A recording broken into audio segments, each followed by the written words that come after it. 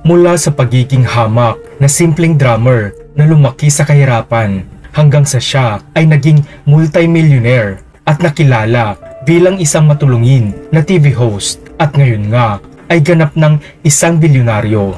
Ano nga ba ang tunay na kwento sa likod ng nakakamanghang tagumpay at pakikibaka sa buhay ng isang celebrity na minamahal ng masa? Paano nga ba hinarap ng mayamang komedyante at TV personality na si Willie Revillame ang matinding karamdaman na dumapo noon sa kanya?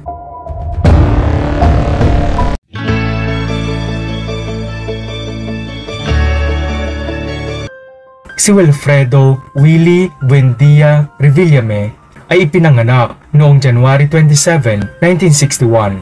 Siya ay isang Pilipinong host sa telebisyon, drummer, aktor, komedyante, songwriter, mga awit at negosyante.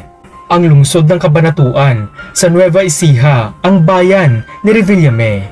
Siya ay naging host ng maraming variety show tulad ng Lunch Date, Magandang Tanghali Bayan o MTV, Wawawi, Willing Willie, Will Time Big Time, Wawawin at Will to Win.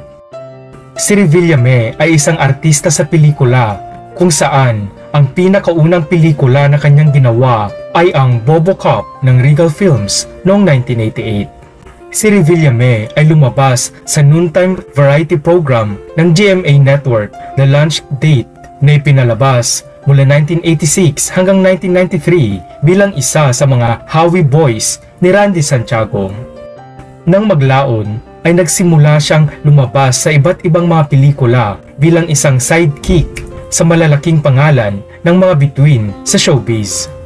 Makalipas ang ilang taon, lumipat si Willie sa ABS-CBN noong 1998 kung saan lumabas siya sa noontime show na Sang Linggo na po sila.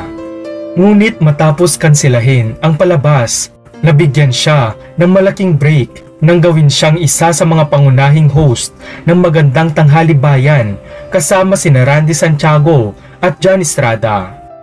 Lumabas din si Willie sa sitcom na Richard Loves Lucy sa ABS-CBN. Kabilang sa mga palabas na na-host ni Willie Revillame sa loob ng ABS-CBN network ay ang Willingly Yours, Masayang Tanghali Bayan at Wawawi. Noong 2010 hanggang 2013, nag-host si Revillame ng mga variety program ng TV5 tulad ng Willing Willie, Will Time Big Time at Wawa Willie. At sa pagtatapos ng kanyang programang Wawa Willie, siya ay nagpahinga para pagtuunan ang kanyang mga negosyo.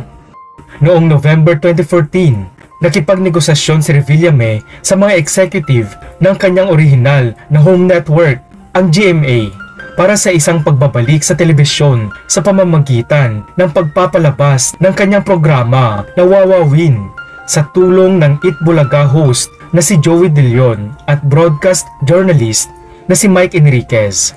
Minarkahan niya ang kanyang bikating homecoming sa pamamagitan ng pagpirma ng kontrata sa GMA Network noong March 20, 2015 at ang Wawawin ay nag-premiere noong May 10 sa taong iyon.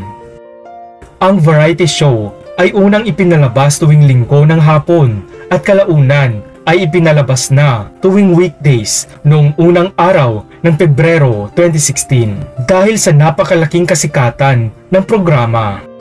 Noong ika-5 ng Pebrero 2022, inihayag ng GMA Network na magtatapos ang kontrata ni Revillame sa network sa 15 ng Pebrero 2022. Ipinalabas ng Wawawin ang huling broadcast nito noong Pebrero 11, 2022 hanggang sa muling pagsisimula nito sa All TV noong September 13 ng taon ding iyon. Subalit tinapos nito ang pagpapalabas ng programa sa All TV noong April 5, 2023 nang magkaroon siya ng kasunduan sa network na wakasan na ang kanyang kontrata. Noong April 26, 2024 naman, bumalik si Revillame sa TV5 pagkatapos ng 11 taon at pumirma siya ng partnership sa Media Quest Ventures. Nakilala din si Willie Revillame sa pagbuo ng Will Tower isang condominium building sa harap ng ABS-CBN Broadcasting Center sa Quezon City kasama ang kanyang business partner na si dating Senate President Manny Villar. Nagdaos ito ng engrandeng pagbubukas noong September 15, 2013. Si Revillame ay dati ring may-ari ng mga restaurant na W Bar at Will Steak Town sa Will Events Place na matatagpuan malapit sa Will Tower Mall at ABS-CBN sa kahabaan ng Sergeant Esquera Avenue sa South Triangle, Diliman, Quezon City. Ang Will Tower Mall ay binuo ng real estate firm na Vista Land, ngunit ang mga pag-aari ni Revillame ay naibenta kay Villar.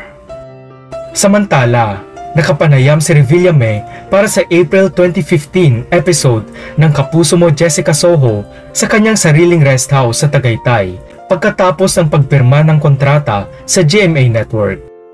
Sa panayam, sinabi ng broadcast journalist ng GMA na si Jessica Soho na nagpaplano si Revillame na magtayo ng isang 5-star resort hotel na matatagpuan sa loob ng 5 ektaryang lote na kanyang nakuha mula sa pamilya Madrigal.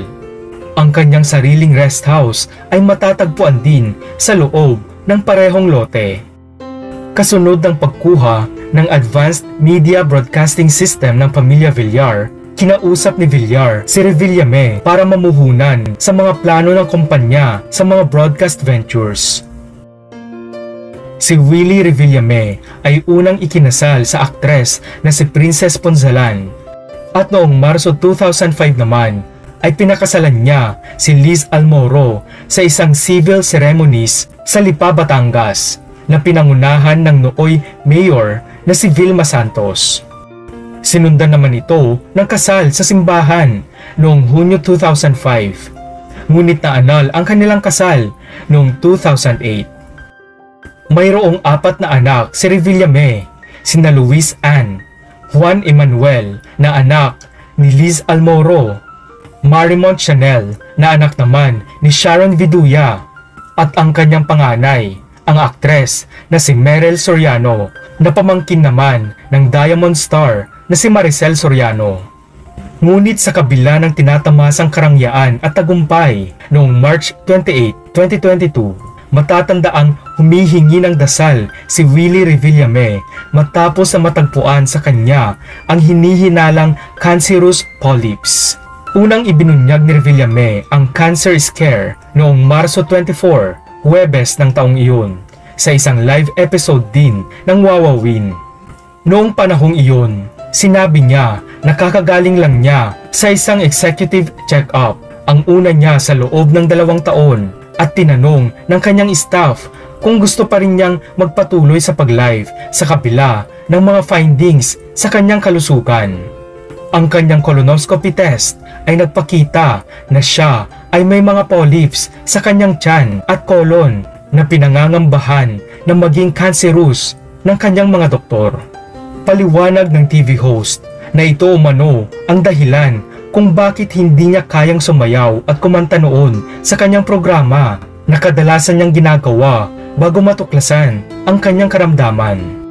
Ayon kay Willie, meron akong stapler. Nagkaroon ako ng colonoscopy, endoscopy, sa heart, lahat. Merong nakitang polyps sa akin.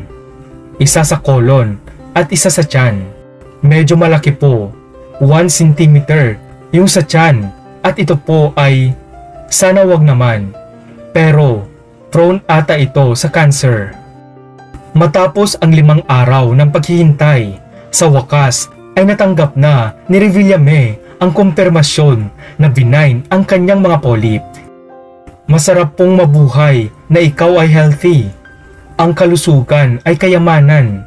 Aanhin mo ang material na bagay kung ikaw ay may dinadalang sakit, ayon kay Willie Revillame. At noong March 29, 2022 ay ibinalita naman ng TV host na wala na nga siyang cancer. Thank you Lord. Ito ang nasabi ni Willie Revillame nang malaman ng TV host na siya nga ay tuluyan na ngang idineklara na wala ng cancer. Ito ay masaya niyang ibinalita noong araw na iyon 3 araw matapos niyang humingi ng panalangin sa publiko para sa kanyang kalusugan. Ibinahagi ni Revillame ang magandang balita sa live episode ng kanyang variety show na Wawawin. Isinalaysay niya ang isang pag-uusap sa telepono kasama ang kanyang doktor. Narito ang kwento ni Willie. Sabi niya, "Oh, Willie, kamusta ka? Sobra kang magdasal. Good news, negative ka sa cancer." Paggunita ni Willie, "Salamat Panginoon, salamat po. Maraming salamat ho sa lahat ng mga nagdasal para sa akin." Dagdag pa ni Revillame, "Thank you Lord, thank you. Maraming salamat ho sa lahat ng mga nagdasal para sa akin."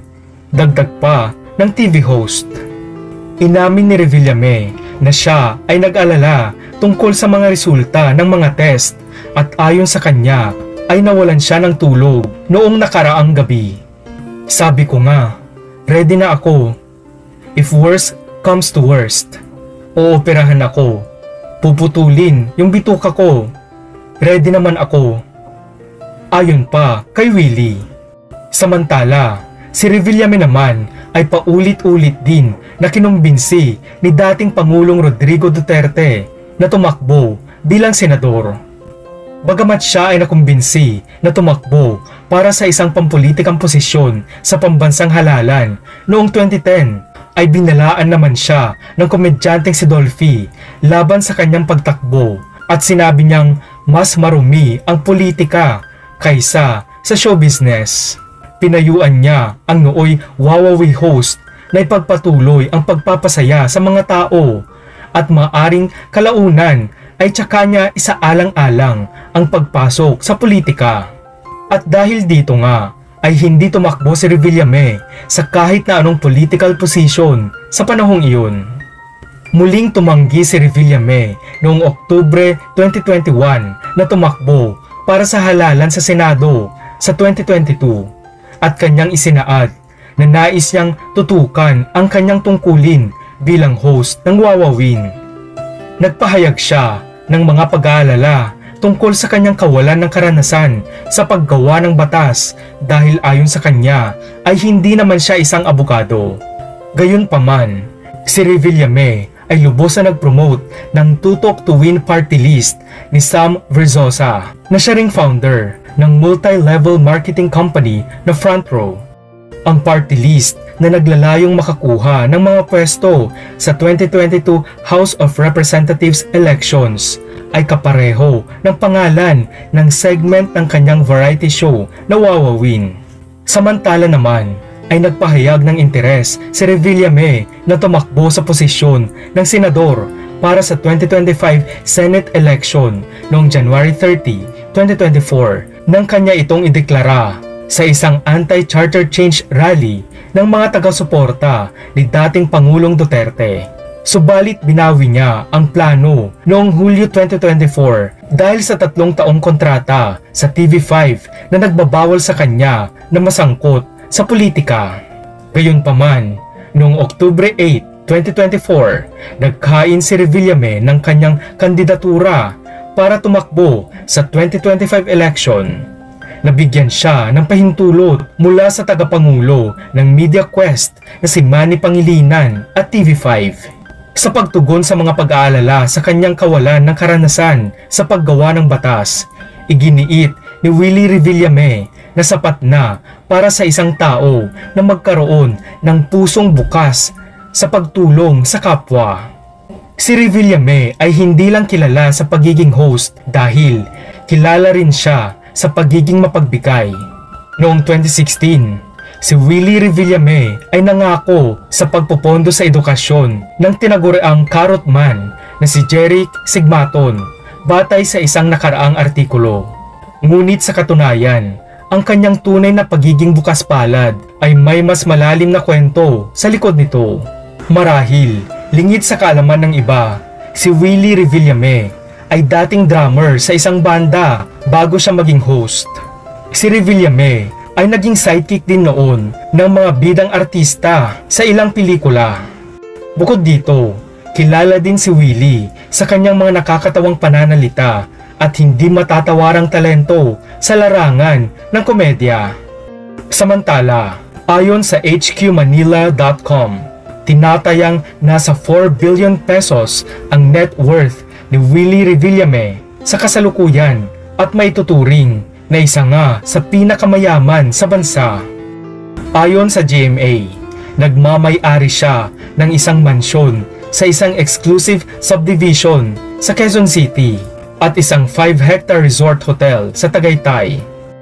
Sa buong karera niya, nagkaroon din siya ng mga expensive toys tulad ng Rolls-Royce, Ferrari 458, Audi R8, Lamborghini Gallardo, Porsche Carrera Turbo, Lincoln Navigator, Jaguar XJ at Hummer H2. Isang nakakamanghang yate na may 5 silid, isang sala at kusina at ang kanyang sariling pribadong jet. Tunay ngang nakakamangha at kahanga-hanga ang kwento ng buhay ni Willie Revillame. Ito ay nagpapatunay lamang na walang imposible sa mga nagsisikap para sa kanilang mga pangarap sa buhay.